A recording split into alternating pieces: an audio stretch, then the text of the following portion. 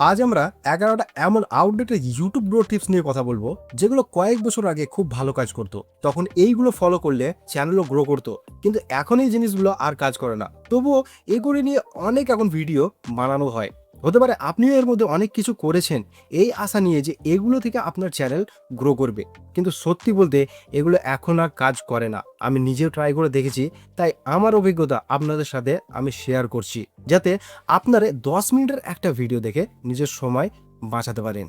এই ভিডিও শেষ হওয়ার পর আপনি 100% ক্লিয়ার হয়ে যাবেন যে কি করা উচিত নয় একজন ইউটিউবার হিসেবে, যাতে আপনি সেগুলো এড়িয়ে গিয়ে সেই জিনিসগুলোতে ফোকাস করতে পারেন যেগুলো সত্যি রেজাল্ট দেয়। তাহলে চলুন সব থেকে বেসিক ভুল দিয়ে শুরু করি।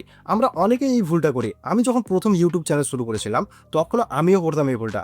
আমি প্রথমে ভিডিও আপলোড করার পর সারাক্ষণ কিওয়ার্ড, হ্যাশট্যাগ এইসব নিয়ে পড়ে থাকতাম। কিভাবে ভালো ডিসক্রিপশন লিখবো, কোনো কিওয়ার্ড মিস হয়ে গেছে কিনা, ট্যাগে কি দিলে রিচ বাড়বে, এইসব নিয়ে চিন্তা করতাম সব সারাক্ষণ।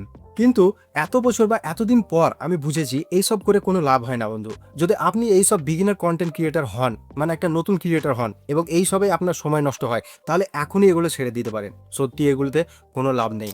দ্বিতীয় ভুল হচ্ছে অনেকেই চ্যানেলের সেটিংস নিয়ে বেশি মাথা ঘামায়। কোন চ্যানেলে কিওয়ার্ড দেবো, কি ব্যানার লাগাবো, কি লোগো দেবো, এইসব। আমি আপনাকে সত্যি কথা বলছি ভাই, আমার এই চ্যানেলে আমি একটা বেসিক ব্যানার লাগিয়েছি, কারণ এইসবের কোনো মানে হয় না। হ্যাঁ, আপনি কি করতে পারেন, আপনার চ্যানেলটাকে সাজানোর জন্য আপনি অবশ্যই ব্যানার লাগাতে পারেন, কিন্তু ব্যানারের পেছনে ঘন্টার পর ঘন্টা খাটনি, এগুলো একদম করা উচিত নয়। একজন বিগিনার হিসেবে এখনই ব্র্যান্ডিং নিয়ে ভাবার অত দরকার নেই আপনার। যেহেতু থাম্বনেল এরকম হচ্ছে কিনা, লোগো প্রফেশনাল দেখাচ্ছে কিনা, এইসব নিয়ে মাথা ঘামিয়ে লাভ নেই, যেহেতু আপনার এখন কম অডিয়েন্স বা অডিয়েন্স নেই। আমি নিজেও আগে চ্যানেল সেটিংসে গিয়ে অন্য চ্যানেলের নাম ট্যাগ দিতাম, কিন্তু কোনো ফল পাইনি। তাই এইসব কম রেজাল্ট দেয়। এখন জিনিসের সময় নষ্ট না করে কন্টেন্ট বানানোর দিকে ফোকাসটা করাই আপনার জন্য সবচেয়ে বেস্ট হবে। হ্যাঁ, কন্টেন্ট বানাতে পরিশ্রম লাগে, ভিডিও বানানো, এডিট করা সবই সময় সাপেক্ষ। কিন্তু একটা ভুল ধারণা আছে যে ভিডিও খুব ভালো প্রফেশনাল হতে হবে, দারুণ এডিটিং, দামি সেট লাগাতে হবে। আসলে তা নয় ভাই। আমার পুরনো অনেক ভিডিও আছে যেগুলোতে আমি এডিটিং কিছুই সেরকম দিইনি, তাও আপনাদের সামনে আমার ভিডিও আসছে আর আপনারা আমার ভিডিও দেখছেন, কারণ এই ভিডিওর মধ্যে আমি একটা ভ্যালুয়েবল কন্টেন্ট দিয়েছি, একটা ভ্যালু দিয়েছি, যে ভ্যালুর কারণে আপনি আমার ভিডিওটা অবশ্যই দেখছেন।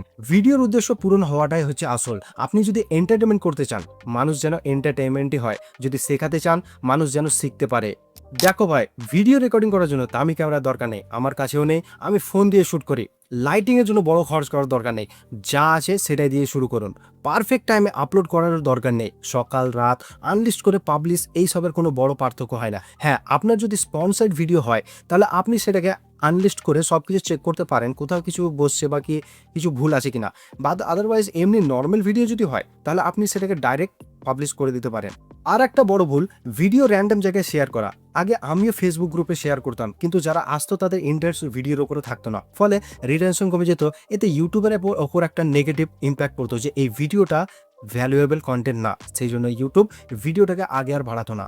এইভাবে অন্য ভিডিওতে গিয়ে একইভাবে support each other type comment বা সাবস্ক্রাইব এক্সচেঞ্জ এইসব একদমই কাজে না, এতে শুধু সময়টাই নষ্ট হয়। এর চেয়ে বরং নিজের উপর ফোকাস করো এবং নিজের কন্টেন্টকে ভ্যালুয়েবল বানাও। আরেকটা বড় মিথ খুব প্রচলিত, ডেলি আপলোড করলে চ্যানেল গ্রো করবে না। যদি আপনি প্রতিদিন খারাপ কন্টেন্ট দেন তাহলে কোনো লাভ নেই। ভিডিওতে ভ্যালু থাকতে হবে, এন্টারটেনমেন্ট বা এডুকেশন যে কোনো একইভাবে, তবে মানুষ আপনার ভিডিওটা দেখবে। প্রতিটি ভিডিও থেকে শেখার চেষ্টা করুন, কি ভালো হয়েছে, কি ইমপ্রুভ করা যায়, মার্কেটে কি ধরনের কন্টেন্ট চলছে সেটা স্টাডি করুন। আর যদি এখনই শুরু না করে থাকেন, ওভার থিঙ্কিংটা বন্ধ করুন। পারফেক্ট হওয়ার অপেক্ষা করবেন না, প্রথম ভিডিও খারাপ হবেই, সেটা স্বাভাবিক। ধীরে ধীরে আপনি শিখবেন, নিজের আগের ভিডিওর সাথে নিজেকে কম্পেয়ার করবেন। আর এখন থেকে দেরি হয়ে গেছে এই প্রশ্নের উত্তর সময় থাকতে নয়, এখনই শুরু করুন। যে জিনিসগুলো কাজ করে না সেগুলো এড়িয়ে চললে আপনি সেই জায়গায় ফোকাস করতে পারবেন যেগুলো আসলে রেজাল্ট দেয়, যেমন কন্টেন্ট ইমপ্রুভ করা, স্ক্রিপ্ট লেখা, প্রেজেন্টেশন, এডিটিং ইত্যাদি। তো আশা করছি ভিডিওটা আপনার কাছে ভালো লেগেছে। ভালো লাগলে লাইক করুন, চ্যানেলটাকে সাবস্ক্রাইব করুন। আবার দেখা হবে পরের ভিডিওতে।